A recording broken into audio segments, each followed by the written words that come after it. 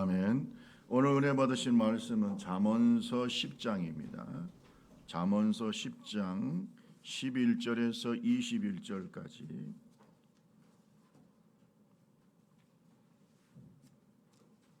잠언서 10장 11절에서 21절까지. 제가 가지고 있는 성경은 구약 성경 920페이지가 되겠습니다. 잠언서 10장 11절. 우리 한 절씩 같이 귀한 말씀을 읽겠습니다.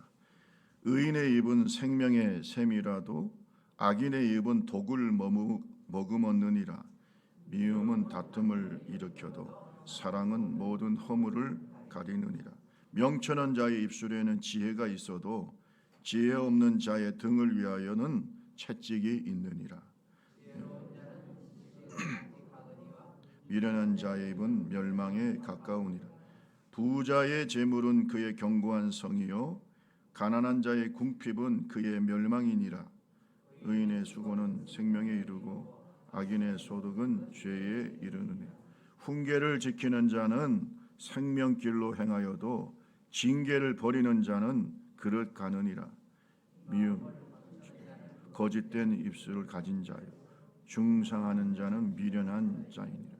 말이 많으면 허물을 명키 어려우나 그 입술을 제어하는 자는 지혜가 있느니라. 의인의 혀는 수능과 같거니와 악인의 입 가치가 적으니라. 같이 읽습니다. 의인의 입술은 여러 사람을 교육하나 미련한 자는 지식이 없어 죽느니라. 아멘.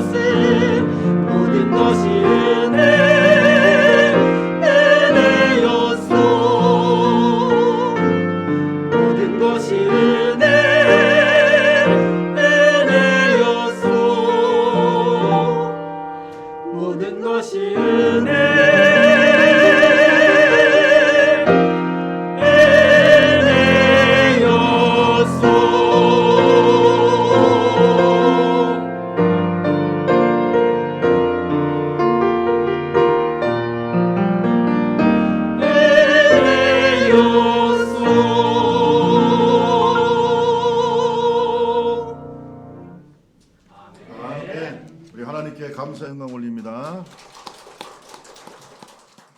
모든 것이 은혜입니다. 귀한 찬양 감사합니다. 우리 옆사람, 뒷사람, 앞사람 인사합니다. 하나님의 말씀으로 큰 은혜 받으시기 바랍니다.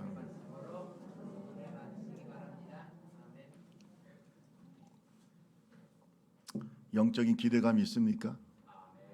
오늘 하나님이 나에게 무슨 말씀을 주실까? 영적인 기대감이 있는 사람이 믿음이 있는 사람이다.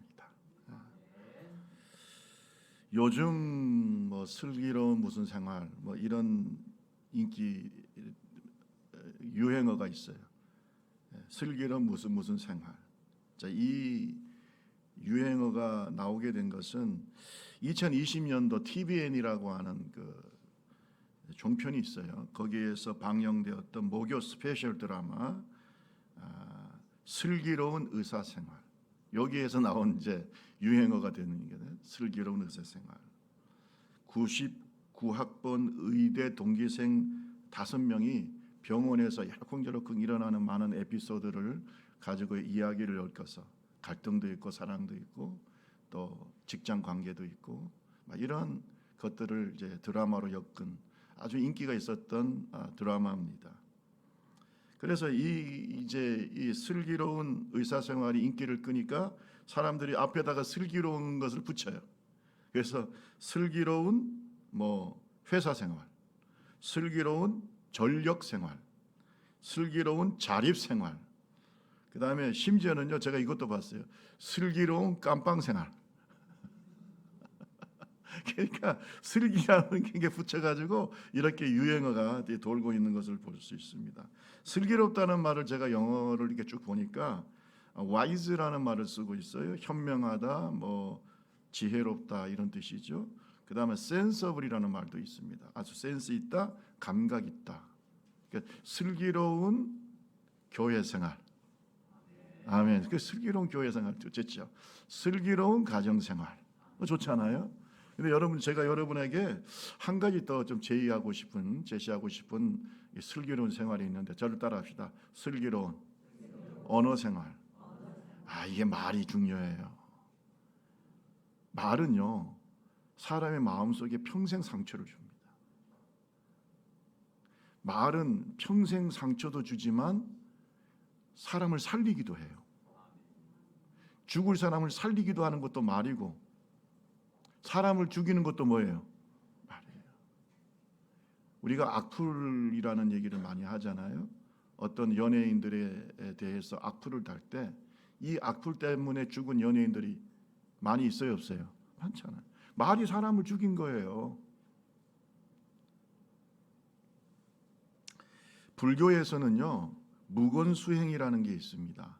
이 무건수행은 아무런 말을 하지 않고 참선을 하는 것인데 온갖 죄업을 짓지 않고 이제 더 이상 죄를 짓지 않고 스스로의 마음을 정화시키기 위한 목적으로 명상하는 것을 우리가 무건수행이라고 얘기합니다.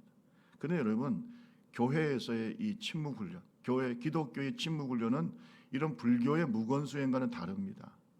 그냥 그것은 그저 죄를 짓지 않게 입을 다물고 자기를 정화시키는 것이 목적이라면 기독교에서 말하는 침묵훈련은요 물론 입으로 짓는 수많은 죄를 짓지 않고 그것도 있지만 그 침묵을 통해서 자기를 내려놓고 하나님과 교통하기 위한 거예요.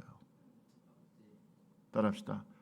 죄를 짓지 않고 자신을 내려놓고 하나님과 마음으로 대화한다. 이게 침묵 훈련이에요. 전혀 다르잖아요. 저는 여러분에게 제의하고 싶어요. 우리 기독교가 가장 훈련이 안 된 게 바로 이 침묵 훈련이에요. 우리가 서로 만나서 교제하고 말하고 마음속에 쌓인 거 푸는 거 좋아요. 그것은 우리가 상담 심리적인 입장에서도 좋은 겁니다. 마음에 이렇게 맺힌 것을 서로 대화해서 풀고, 그 다음에 서로 대화하면서 교제도 하고, 특별히 우울증이 있는 사람들은요 자꾸 만나서 대화하는 것이 중요합니다. 그런데 어떤 때는 좀 침묵할 필요도 있어요. 너무 말이 많아요. 오직 했으면 예수쟁이 뭐라 그래요? 빨리 얘기해 보세요. 알면서도 모른 척 하시네. 예수쟁이가 뭐라고요? 너무 말이 많은 거예요. 예? 그러다 보니까 솔직히 죄도 많이 짓고 실수도 많이 하고 남에게 상처 주고, 제가 제일 싫어하는 말이 나는 뒤끝이 없다. 뭔 뒤끝이 없어요. 할 말 다 하고 말 다 해가지고 상처 다 주고 자기는 뒤끝이 없대. 그럼 당한 사람은 어떻게 돼요? 평생 동안 그 말 때문에 고통당하잖아요. 그렇다고 해서 뒤끝이 없다고 해도 뭐 만나가지고 잘못했다, 용서해달라, 뭐 실수했다 이렇게 사과 한마디 하지도 않죠.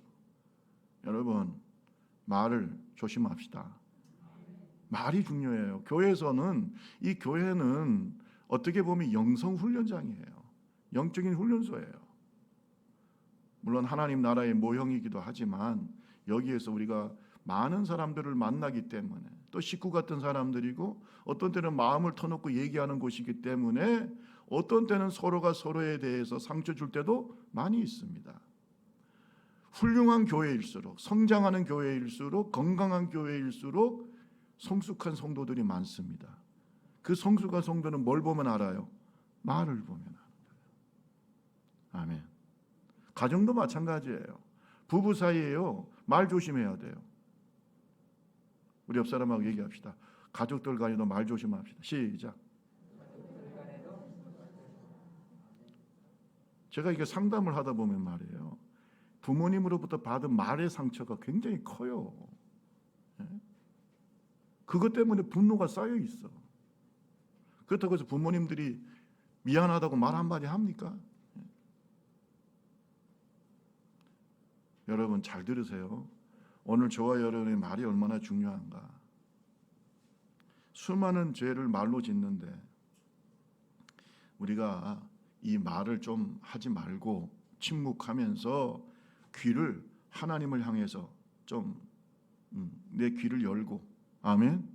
내 귀를 다른 사람을 향해서 좀 열고, 말은 하지 말고, 따라합시다. 말은 하지 말고, 다시 합시다. 입은 닫고, 뭔 열어야 돼요?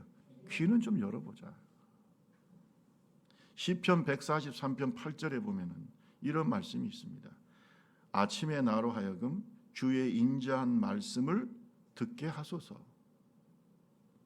내가 주를 의뢰함이니이다. 내가 다닐 길을 알게 하소서. 내가 내 영혼을 주께 드림이니이다. 귀를 열고, 아침에 말하지 않고 귀를 열고 누구의 말씀을 듣는다? 하나님의 말씀을 듣겠다는 거예요. 그러면 그 말씀 속에서, 그 나의 영적인 침묵 속에서, 그 기도 속에서, 나의 묵상 속에서 하나님께서 나의 갈 길을 알려주신다. 왜 우리가 갈 길을 모릅니까? 귀를 열지 않고 계속 말만 하는 거예요. 기도할 때도요, 계속 말하지 말고 좀 들어보세요. 어떤 분은 기도할 때 그냥 계속 말을 해요, 하나님한테. 그럼 하나님께서 뭐라 하시는 줄 아세요? 나도 얘기 좀 하자.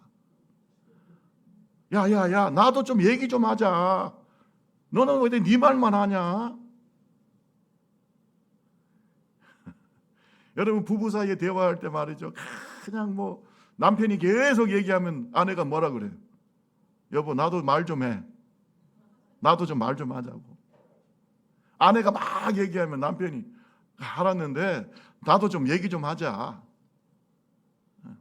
자녀들한테도 막 엄마가 얘기하면 애들이 듣다가 엄마 나도 얘기 좀 해. 여러분 우리는 우리의 얘기만 하지 듣지를 않아요. 따라합시다. 입은 닫고 귀는 열자. 제발 좀 그렇게 한번 해봐라. 완전히 삶이 바뀝니다.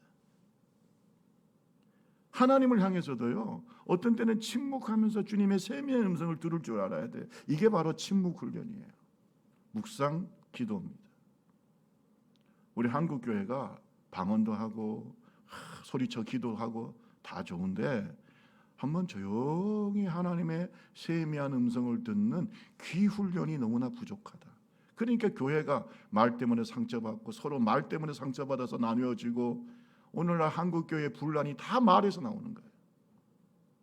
한 번 말을 해가지고 상처를 주면 이걸 다시 주워 담기가 쉬워요, 어려워요? 굉장히 어렵습니다.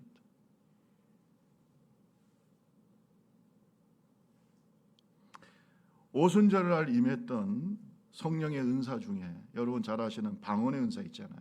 이 방언의 은사는 신학적으로나 영적으로 어떤 의미가 있느냐 하면 우리의 몸에서 가장 중요한 기관인 혀를 성령께서 붙잡는 거예요. 그래서 성령께서 컨트롤하는 것을 우리가 방언이라고 얘기하는 겁니다. 사도행전 10장 45, 46절에 보면 고넬료 가정에 성령이 임하실 때 이런 일이 일어났어요. 베드로와 함께 온 할례 받은 신자들이 이방인들에게도 성령 부어 주심으로 말미암아 놀라니 46절에 보면 이는 따라합시다. 방언을 말하며 하나님 높임을 들음이로라. 한번 물어봅시다. 이 이방인들이 한 번도 그들의 입술을 벌려서 하나님을 찬양하고 하나님을 높인 일이 있었을까요? 없었을까요? 있었어요? 없었어요? 고넬료 가정에 그런 일이 있었겠냐고. 이방인인데. 그런데 하나님께서 그의 입술을 틀어 막았어. 그의 입술을 사로잡았어. 그 입술이 처음으로 하나님을 뭐하게 만든 거예요? 찬양하고 하나님을 높이게 만든 거예요. 이게 방언이에요.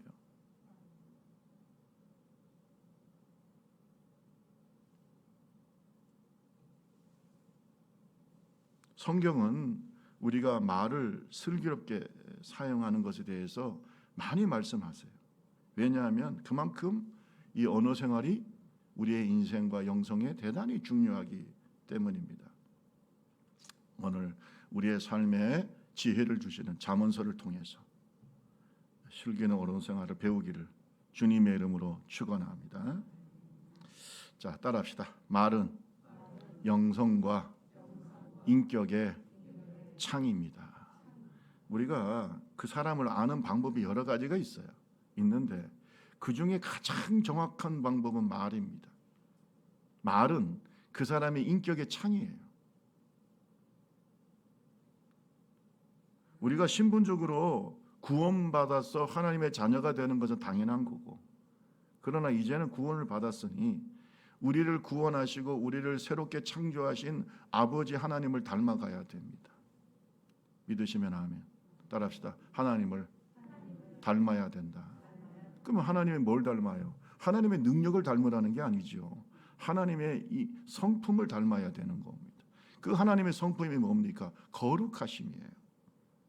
여러분 베드로전서 1장 15절, 16절, 17절을 보면 우리 같이 한번 읽어볼까요? 오직 너희를 부르신, 시작. 오직 너희를 부르신 거룩한 이처럼 너희도 모든 행실에 거룩한 자가 되라. 기록되었으되 내가 거룩하니 너희도 거룩할지어다 하셨느니라. 외모로 보시지 않고 각 사람의 행위대로 심판하시는 이를 너희가 아버지라 부른즉 너희가 나그네로 있을 때를 두려움으로 보세요. 내가 거룩하니 너희도. 네가 나의 자녀면 나를 닮아야 되는데 뭘 닮으라는 겁니까? 거룩함을 닮으라는 거예요. 왜냐하면 네 행위를 내가 다 보고 심판하신다. 그 중에 뭐가 가장 중요하냐? 말입니다. 말입니다. 하나님이 우리의 거룩함을 볼 때에 우리의 거룩함이 말로 나타나야 돼요. 우리의 말을 다 하나님께서 심판하신다고 그랬어요.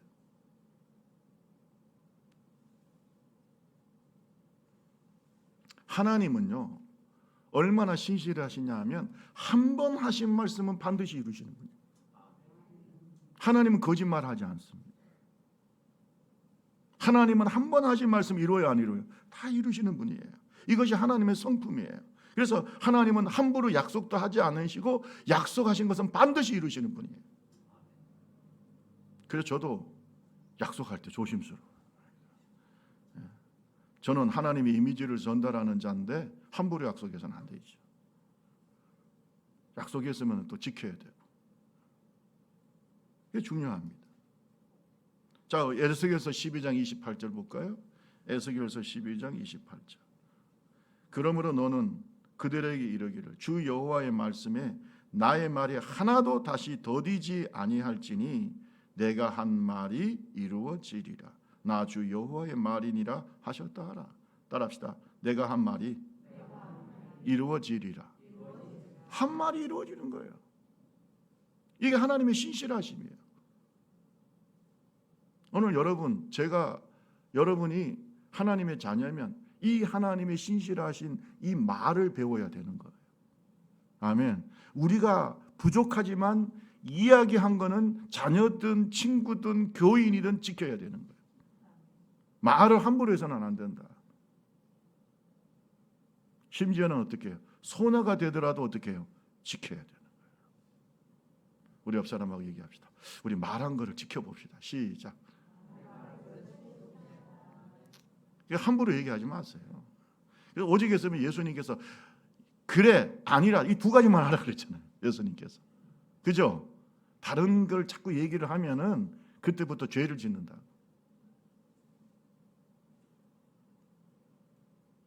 오늘 본문 말씀을 다 같이 한번 봅니다. 10장 잠언서 10장 11절에서 13절.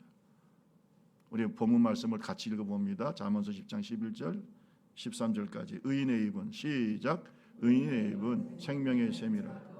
악인의 입은 독을 머금은.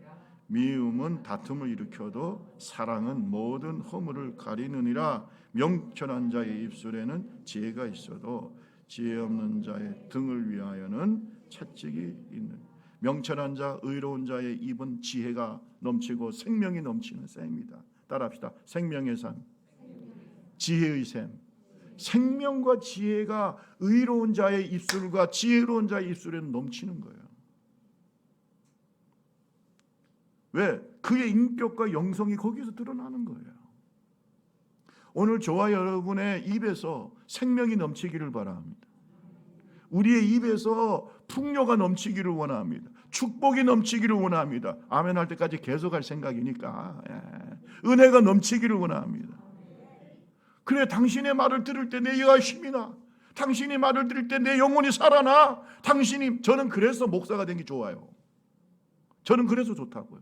제 친구 중에 변호사도 있고 뭐 판사도 있고 뭐 여러 교수도 있고, 저는요 목사가 된 게 너무나 감사한 것이 뭐냐면 내 입에서 생명의 샘이 터지니까, 축복이 넘치니까, 사람들이 축복을 받으려고 하니까. 그래요, 안 그래요?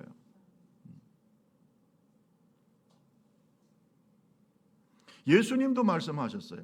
네가 마음속에 쌓인 것이 말로 나타나.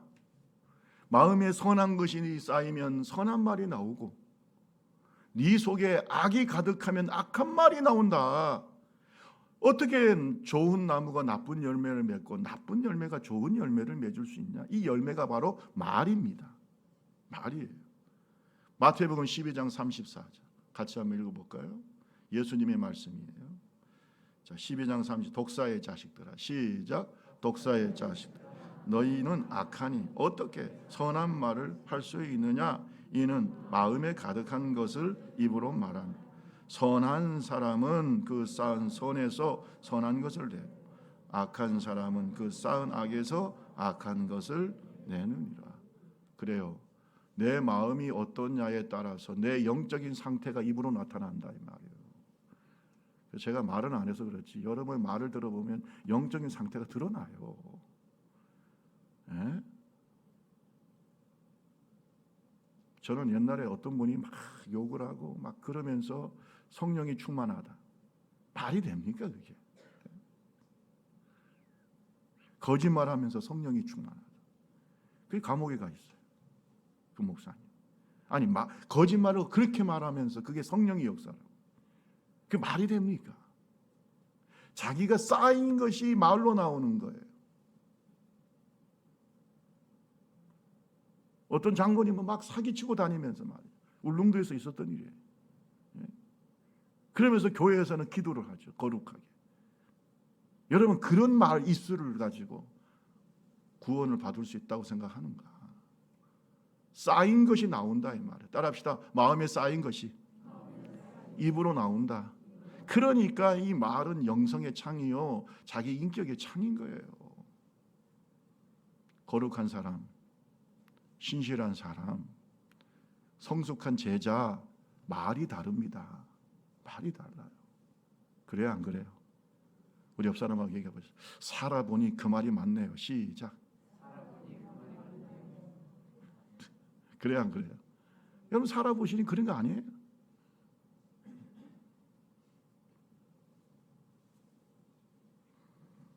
야고보서 3장 2절 말씀 보세요. 뭐라고 말씀하고 있습니까? 우리가 다 실수가 많으니 만일 말에 실수가 없는 자라면 뭐예요? 곧 온전한 사람이라 능히 온 몸도 굴레 씌우리라. 말이 실수하지 않아. 틀림이 없고 정직하고 덕스럽고 생명의 샘이 되고. 아멘. 이 말에 실수가 없는 사람은 뭐라고요? 완전한 사람. 한번 물어봅시다. 예수님께서 말에 실수가 있었을까요? 없었을까요? 그래서 예수님을 완전한 사람, perfect man이라고 하는 거예요. 우리 누구 닮아야 돼요? 그러면 우리의 말도 바뀌어야지. 아니, 그렇게 오래 예수 믿었잖아. 20년, 30년. 이제 권사 되고 장로 되고 안수집사 되고 목사 되고 사모 되고 말 바뀌어야죠. 아멘. 말 바뀌어야죠. 안 바뀌어.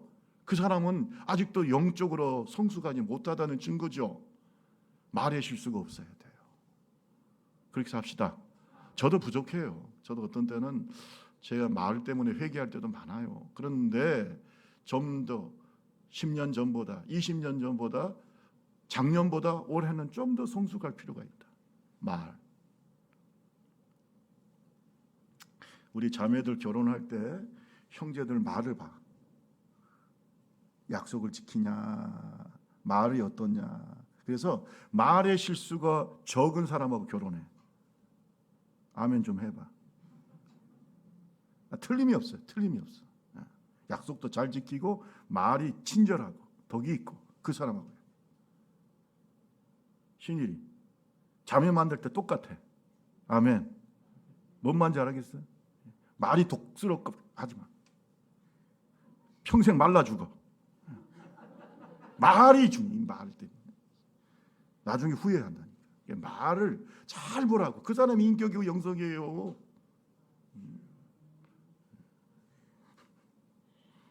자, 그래서 우리가 말에 실수가 없으면 뭐라고요? 온전. 영어로 보면 perfect man이라. 완전한 사람. 그 대표적인 분이 누구냐? 예수님이에요. 자, 그 다음에 또 왜 우리가 말을 중요시하냐? 따라합시다. 말에는 능력이 있습니다. 말에는 큰 능력이 있어요.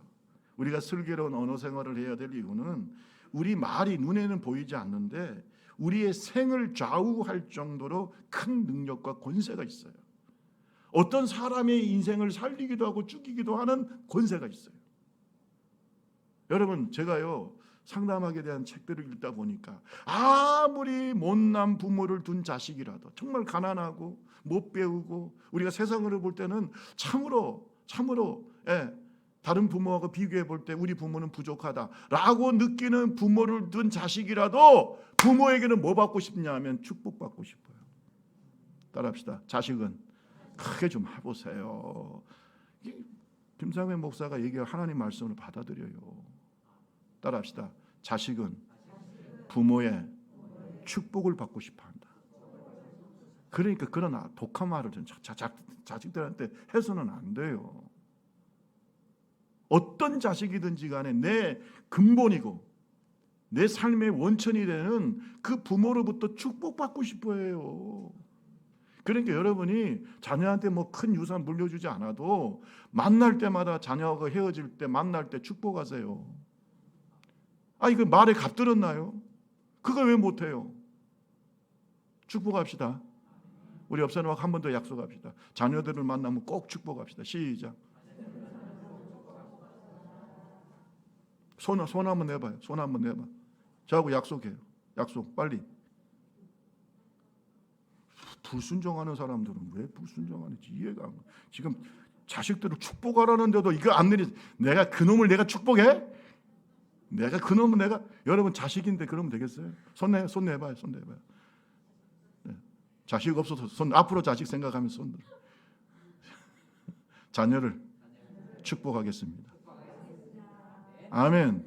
그게 말에 값드는 건 아니잖아요. 한번 안아주고 축복하세요. 며느리도 좀 안아주고 축복하고 마음에 안 들어도 할렐루야 축복해. 여러분 그런 변화 되는 거예요.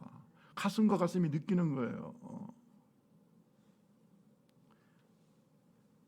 얼마나 말이 중요하냐면 야고보서 3장 5절 6절에 그 말의 큰 위력에 대해서 말씀하고 있어요. 자, 우리 다 같이 한번 야고보서 5장 6절 5절 6절 또 배를 보라. 시작. 또 배를 보라. 자, 4절부터 봅니다. 4절부터 시작. 또 야고보서 3장 4절 또 배를 보라. 시작. 또 배를 보라. 그렇게 크고 광평에 밀려가는 것들을 지극히 작은 키로서 사공의 뜻대로 운행하나니 이와 같이 혀도 작은 지체로 돼 큰 것을 자랑하다. 보라 얼마나 작은 불이 얼마나 많은 나무를 태우는가. 혀는 곧 불이요 불의의 세계라. 혀는 우리 주체 중에 온 몸을 더럽히고 삶의 수레바퀴를 불사르는 그 사르는 것이 지옥불에서 나옵니다. 여러분 저는 부산에서 자랐기 때문에 배를 많이 보죠. 큰 배도요. 그 배를 움직이는 키는 커요, 작아요? 작습니다. 어떤 때 가만히 보면요, 우리 보통 자동차 운전대보다 작아. 그냥 그걸 돌리면서 그 큰 유조선이나 그 큰 배가 움직입니다. 이렇게. 우리의 말, 이 혀가 우리 이 백체 중에서 굉장히 작지만 이게 내 인생을 움직인다. 아멘. 이 말이 내 인생을 움직인다는 거예요. 이 말이 다른 사람의 인생을 움직인다는 거예요. 내 자식의 인생을 움직인다는 거예요. 우리 교회를 움직인다는 거예요. 심지어는 대통령의 말이나 이 지도자들의 말은 국가를 움직이는 거예요. 아멘 좀 해보세요.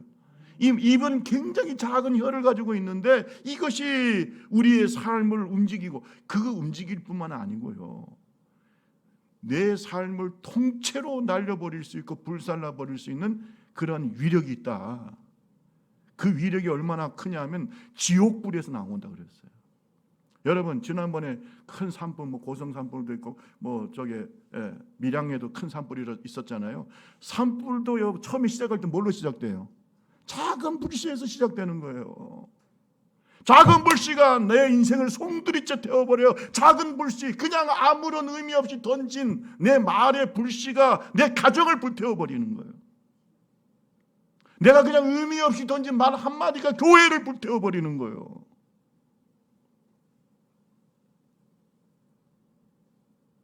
말의 위력을 믿으세요. 그래서 말을 할 때는 몇 번 생각하라 그래요? 3번. 따라합시다. 말할 때 3번 생각해라. 3번 생각하면은 살인도 면한다고 그랬잖아요. 보통 어떤 사람들이 보면 우리가 큰 살해 사건이나 이런 것들을 보면 어떤 때는 그 말 때문에 사람이 죽는 경우도 많아요. 그죠?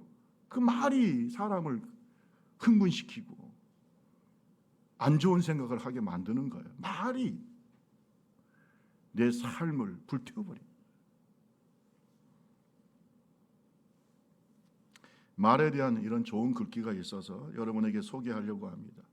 호수에 돌을 던지면 파장이 일듯이 말의 파장은 우리 운명을 결정짓는다. 오늘은 어제 사용한 말의 결실이고 내일은 오늘 사용한 말의 열매이다. 따라합시다. 내일은 오늘 사용한 말의 열매이다. 아시겠습니까? 내 말이 내 운명을 결정짓는데 파장이 있다 이거예요. 내가 지금 존재하는 것은 어제의 말 때문에 존재하는 것이고 지금 축복이 있는 것이고, 아멘. 내가 지금 하는 말은 내 미래에 영향을 준다. 말. 오늘 본문 말씀 한번 읽어봅시다. 10장 20절 21절 같이 한번 읽어봅니다. 10장 20절 21절 의인의 혀는 시작 의인의 혀는 수는과 같거니와 악인의 마음은 가치가 적으니라. 의인의 입술은 여러 사람을 교육하나 미련한 자는 지식이 없어 죽는. 의인의 혀는 수는 같아. 그렇게 가치가 있다. 금과 은같이 가치가 있어서 그 말 때문에 사람들에게 많은 영향을 준다. 축복을 주고. 할렐루야. 금을 얻는 것보다 은을 얻는 것보다 귀한 지혜로운 사람의 말을 들어보라 이 말이에요. 말을 들어보라. 금을 얻는 것보다 은을 얻는 것보다 낫다. 가치가 있다. 어리석은 자는 그 가치를 몰라요. 어리석은 거지. 가치를 모르잖아. 돈 주면 좋아하겠지.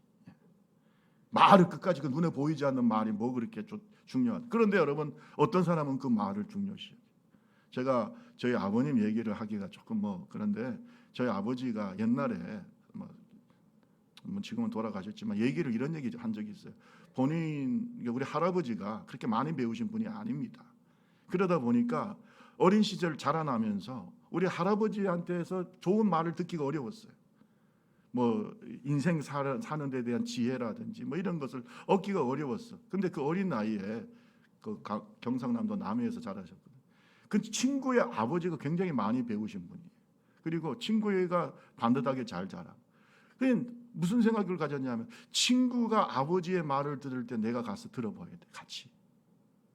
친구 아버지의 교훈을 내가 들어야 되겠다. 우리 아버지가 나한테 그런 말을 해주시기가 지식적으로 부족하니까 친구 아버지의 말을 내가 들어야 돼. 내 인생의 교훈을 삼아야 돼. 그래서 그 친구 집에 자주 갔다는 거예요. 저는 그래요. 우리 아버지가 비록 많이 배우신 분은 아니지만 그래도 많은 교회를 세우고 또 장로가 되고 그래도 반듯하게 인생을 살 수 있었던 것은 그런 교훈들을 뭐예요? 귀하게 여기는 마음 때문에 그렇다. 여러분은 어떠십니까? 지혜로운 사람은요, 말의 가치를 알아요. 말의 능력을 알아요. 말의 위력을 알아요. 이 설교 시간에 전해주는 하나님의 말씀이 얼마나 귀한지 알아요. 성령으로 그 말씀을 들어요. 그게 지혜로운 사람이에요. 그리고 의로운 자의 말, 이 입술은 여러 사람을 교육한다고 그랬어요. 이 말은 뭡니까? 좋은 스승의 말 한마디는 그들의 많은 제자들의 인생을 어떻게 해요? 바꾸는 겁니다.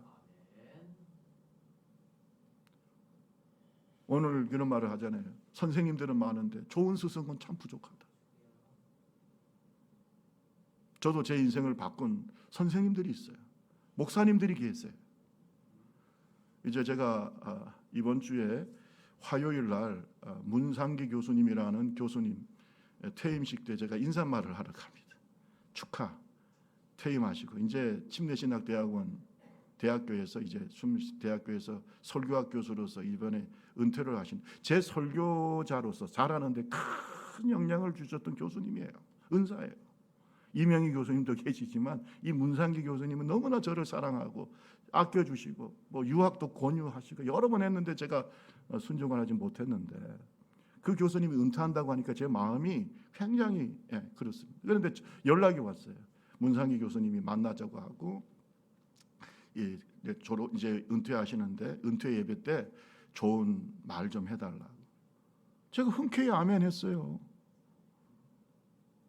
그런데 그 교수님의 말씀 한마디 한마디 제가 신학교 때 배울 때 그 말 한마디 한마디가 오늘 김상명 목사를 설교자로 만든 겁니다.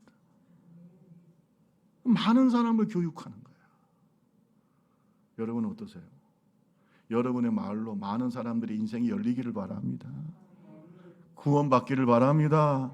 영적으로 성장하기 바랍니다. 근데 어떤 사람은 독을 머금고 사람을 죽이는 말도 있다. 오늘 저와 여러분이 은혜의 말, 축복의 말, 위로의 말, 좋은 훈계의 말, 교육하는 말, 천은 같은 말, 천금 같은 말을 하는 하나님의 종들이 되기를 주님의 이름으로 축원합니다. 잠언서 16장 24절에 보면요, 선한 말은 꿀송이 같아서 마음에 달고 뼈에 양약이 되느니라. 말로 사람을 치유한다는 거예요. 그게 상담이에요, 사실. 말로 사람을 치유하는 거예요. 하나님의 말씀은 특별히 우리를 치료하는 능력이 있습니다. 그래서 말이 얼마나 중요하냐. 이 말이 꿀송이 같이다. 귀한 말, 선한 말, 하나님의 말씀. 이런 말을 있어요. 말은 파괴하거나 치유하는 힘을 가지고 있다. 진실하고 친절한 말은 세상을 변화시킬 수 있다.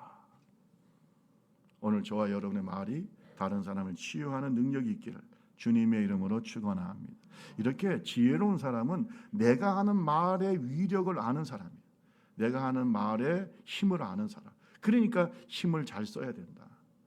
아멘. 그래서 마지막으로 제가 한 말씀만 더 드립니다. 이 말이 인격과 영성의 창이고 이 말이 능력이 크기 때문에 슬기로운 사람은 이 혀를, 말을 훈련시켜야 돼요. 우리 옆 사람하고 손잡고 한번 얘기해 보세요. 말을 훈련합시다. 시작. 빨리. 말을 훈련해. 말을 훈련해.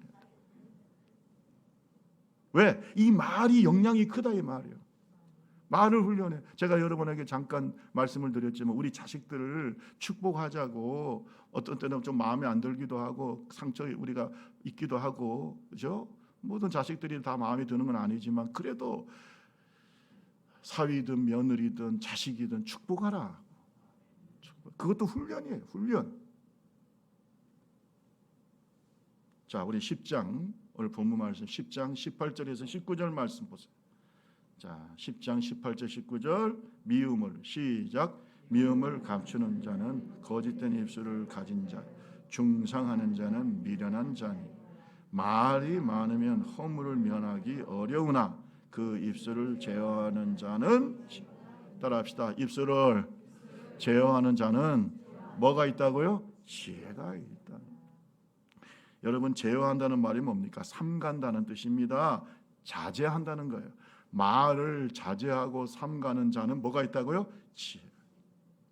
성령의 9가지 열매 중에서 제일 마지막 열매가 뭡니까? 절제. 이 절제의 열매가 우리의 말에서 나타나기를 주님의 이름으로 축원합니다. 아무 말이라도 막 하지 마세요. 아무 말 대단치 하지 마라 이 말이에요. 가까울수록 말을 조심해야 돼. 우리 교회 성도들이 가깝잖아요. 여러분 지금 여기에 계신 분들 다 20년, 30년 같이 살았잖아요. 그러니까 또 말을 조심해야 된다. 아멘. 얼마나 귀한 하나님의 사람들입니까? 얼마나 귀한 이웃들입니까? 얼마나 사랑하는 사람들입니까? 말을 조심하세요. 근데 인간의 마음은요, 악한 본성이 있어가지고 자꾸 남을 칭찬하고 축복하는 말보다는 뭐 하고 싶어요? 그저 헐뜯고 어떤 때는 뭐 지적질하고 이런 말 하는 걸 좋아합니다. 인간의 심성이라는 게. 축복하세요. 말을 훈련합시다. 말을 훈련. 남을 미워하고 증오하는 말을 마음으로 말하지 않도록 혀를 훈련해야 됩니다. 남을 비방하거나 중상모략하지 않도록 혀를 훈련해야 돼요. 말이 많으면 그만큼 실수도 많습니다. 그리고 죄도 많이 짓습니다. 그러니까 혀를 절제하는 훈련을 해야 됩니다. 오늘 저와 여러분의 말이 덕이 있고 하나님께서 우리의 말을 보고 축복하시는 그런 믿음의 사람들, 성숙한 주님의 제자들이 되기를 주님의 이름으로 축원합니다. 하버드 대학교에서 6가지 대화의 원칙을 가르친대요. 6가지 대화의 원칙을 가르치는데 첫째, 스마일. 따라합시다. 스마일. 예, 미소 띤 얼굴이. 대화할 때는요, 일단 어떻게 해야 돼요? 예, 뭐 어색하겠지만 처음에 만날 때 어색하겠지만 스마일. 왜냐하면 그래야 서로 친밀감을 느낄 수가 있어요. 스마일. 두 번째는 오픈. 마음을 열어라. 오픈. 마음을 열어라. 세 번째, forward lean. 몸을 앞으로 기대라. 앞으로. 몸을 앞으로. 왜냐하면 이것은 관심을 얘기합니다. 몸을 약간 앞으로 기울이라. 네 번째는 터치. 가벼운 접촉 중요하다. 그래서 뭐 자식 같으면은 손을 잡아준다든지 어깨를 두드려 준다든지, 그죠? 이런 가벼운 접촉들이 대화를 할 때 중요하다. 그다음 5번째 아이 컨택이라고 하죠. 눈을 마주치면서 얘기를 해라. 눈을 마주치면서. 마지막 6번째 너 고개를 끄덕거리면서 공감을 해줘라. 따라합시다. 고개를 끄덕거리라. 고개를 끄덕거리면서 공감해주면서 얘기를 해라. 이것이 6가지가 하버드 대학교에서 가르치는 대화의 원칙이에요. 미소 띈 얼굴, 열린 마음가짐, 몸을 앞으로 기울여서 또 어떤 때는 가벼운 접촉을 하면서 그 다음에 눈을 서로 마주치면서 고개를 끄덕거리면서 대화를 해라. 이것은 여러분 잘 보세요. 말하는 것보다 뭐가 더 중요하다는 거예요. 지금 듣는 것이 중요하다는 것을 강조하고 있습니다. 그런데 제가 또 어떤 글을 보니까 우리가 세상을 살아가면서 꼭 필요한 3가지의 지혜로운 말이 있대요. 자, 앞에서는 듣는 그런 자세라고 한다면 우리가 말을 할 때 꼭 3가지의 말을 잘하라. 이 3가지의 말이 우리를 축복한다. 이 3가지의 말이 내 인생을 풍요롭게 한다. 이 3가지의 말이 우리를 지혜로운 사람으로 만든다. 첫째가 뭔지 아세요? 따라합시다. 사랑해. 사랑해는요, 상대편의 마음을 여는 말이에요. 아멘. 관계를 시작하는 말이에요. 사랑해. 아무리 거꾸로 온 관계도요, 손잡고 사랑해 하면 그때부터 마음이 어떻게 해요? 열려. 한번 해봅시다. 저도 좀 거꾸로 온 사람인데 만나 사랑해 한번 해봐야 되겠어요. 이게 쉽지는 않을 것 같아요. 그죠? 사랑해. 근데 부부 사이에 뭐 이제 20년, 30년 살았으면은 그런 말 하기 좀 어려울지 몰라도 손잡고 한번 사랑해 한번 해보세요. 못 하겠어요? 우리 옆 사람하고 한번 얘기해 봅시다. 사랑합니다. 시작. 이게 마음을 여는 거예요. 처음 아니 이게 유명한 우리 저 상담 심리학자들 하는 얘기. 그러니까 사랑해라는 말이 좋은 말입니다. 좋은 말입니다. 미친 척하고 먼저 사랑해 이렇게 한번 해보라 이 말이에요. 한번 해보라. 2번째 꼭 필요한 말이 있대. 그게 뭐냐면 따라합시다. 미안해. 영어로는 sorry. 참 외국 사람들은 excuse me, sorry 이런 말을 참 잘합니다. 죄송합니다. 뭐 미안합니다. 우리나라는 잘 해요, 못 해요? 그냥 잘못하고도 그냥 모른 척하고 지나갑니다. 발발봐도 그냥 지나갈 때가 많아요. 뭐 요새는 조금 바뀌긴 바뀌었습니다. 여러분 좀 미안한 감정이 있고 좀 실수가 있을 때는 그냥 미안하다고 하세요. 아멘. 자녀한테도 미안하다고 하세요. 이것은요 관계를 계속해서 지속시키는 말이에요. 좋은 관계. 왜냐하면 우리가 서로 관계를 맺고 살다 보면 실수할 때 있어요, 없어요? 있어요. 부모 자식 간에도 있고 부부 간에도 있어요. 그럴 때 왜 미안하다는 말을 못 합니까? 뭔 자존심 때문에? 예? 뭔 자존심 때문에? 미안하다고 하세요. 미안하다고 하라. 한번 옆 사람하고 한 번 더 얘기합시다. 미안해. 시작. 미안합니다. 여러 가지 미안한 게 많잖아요. 미안하다고 했어요. 왜 미안하다는 말을 못하냐? 마지막으로 또 얘기해서 따라합시다. 고마워. 여러분 이 고마움은요 그 관계를 깊게 만듭니다. 더 친밀하게 만듭니다. 그리고 마지막 그의 관계를 잘 마무리하는 말도 뭐예요? 고마워. 일을 잘 마쳤을 때 뭐라 그래야 돼요? 고마워. 수고했어. 아멘. 고마워라는 말을 좀 썼어요. 우리 좁은길 교회도 서로 일을 열심히 했어요. 뭐 수련회라든지 지난번에 우리 교회 행사했잖아요. 지난번에 교회 행사에서 서로 고맙다고 했어요, 안 했어요? 우리 여성교회 특별히 고생했고 우리 뭐 문장로님 우리 남성교회 다 고생했잖아요. 예, 운전도 또 우리 뭐 해주시고 고맙다고 했습니까? 고맙다고 하세요. 우리 카페도 우리 사모님 또 우리 카페 위원들 여러분 그 카페 여는 것도 쉽지 않아요. 여러분 고맙다는 말을 많이 하면 카페도 확 열리는 거예요. 지금. 우리 옆 사람하고 얘기합시다. 고맙습니다. 시작. 고맙습니다는요 사람과의 관계를 잘 마무리하고 또 새 힘을 얻게 해요. 또 그 일을 할 수 있는 마음이 생겨요. 김상배 목사가 우리 장로님을 만날 때 또 우리 장로님들을 우리 당회의원들을 만날 때 고맙습니다 이런 말 한마디 한마디가 힘이 되고, 그죠? 우리 당회의원들과 우리 재직들이 저를 만날 때 목사님 고맙습니다. 우리 장로님은 그 광고 시간에 목사님 좋은 말씀 주셔서 고맙습니다. 그러니까 얼마나 좋습니까? 할렐루야. 그잖아요. 말에 값 들었나요? 고맙다고 하면 좋지. 예? 여러분 부부 사이에도요 좀 뭔가 일을 열심히 하고 예를 들어서 명절 때 아내들이 얼마나 고생합니까? 그러면 남편은 뭐라 그래야 돼요? 근데 그냥 당연해. 당신이 며느리니까 당연하지. 이러니까 이혼하는 거예요. 올라오다가 싸우고 법원으로 간대요. 올라오다가 싸워서 추석이나 명절 되면요 이혼율이 높아진대요. 왜 그런 줄 아세요? 그 남편이 고맙다는 말을 안 해. 한 번 더 얘기하세요. 한 번 더. 이 훈련이니까.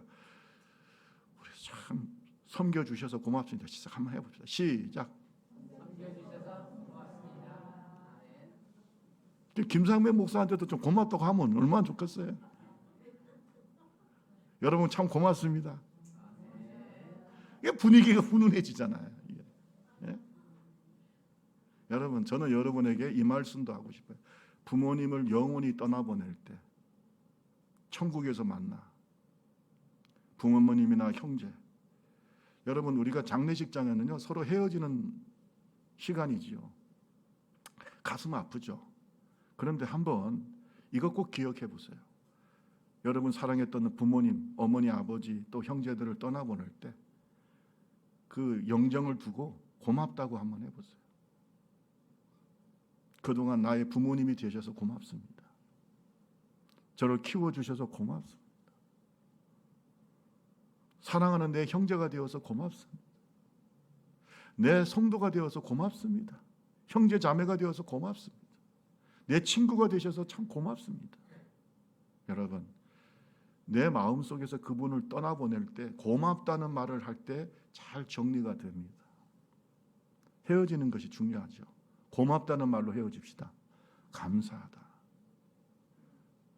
아이고 그때 내가 그건 아직도 못 잊어. 네가 죽어도 못 잊어. 이렇게 하면 안 되겠죠.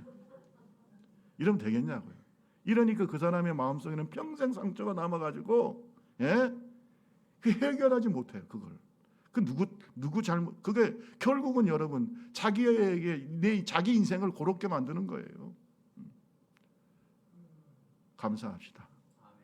그저 부모님이 여러분에게 상처를 줄 수도 있고 형제들이 상처 줄 수도 있고 그런데 영원히 떠나보낼 때는 장례식장에서는 고맙다고 해야 됩니다.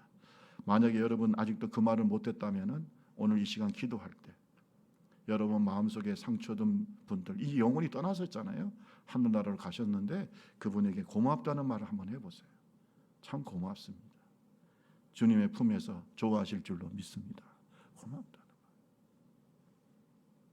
말씀을 마치겠습니다. 이상하게요. 말을 들어보면 그 사람이 보여요. 그 사람의 삶이 보입니다.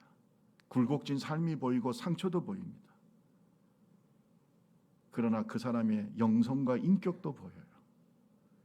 선한 말, 꿀송이 같은 말을 하는 사람들을 보면 정말로 그의 마음속에 인격과 영성이 깊다는 것이 느껴집니다. 여러분, 우리의 말이 나의 인격과 영성의 창임을 믿읍시다. 내 말은 내 인생을 송두리째 불태울 수 있고 다른 사람의 인생도 불태울 수 있는 그러한 능력이 있다는 것도 알아야 됩니다. 그리고 그렇게 중요하기 때문에 성령 안에서 절제의 열매를 맺기를 주님의 이름으로 축원합니다. 아무 말이라고 막 던지지 말고 말을 할 때는 내 말이 어떤 영향을 끼치는지를 보면서 선한 말, 축복의 말, 칭찬의 말, 아멘, 영혼을 살리는 생명의 샘이 되는 저와 여러분 되시기를 주님의 이름으로 축원합니다. 우리 다 같이 찬양 193장 찬송하신 후에 함께 기도합시다.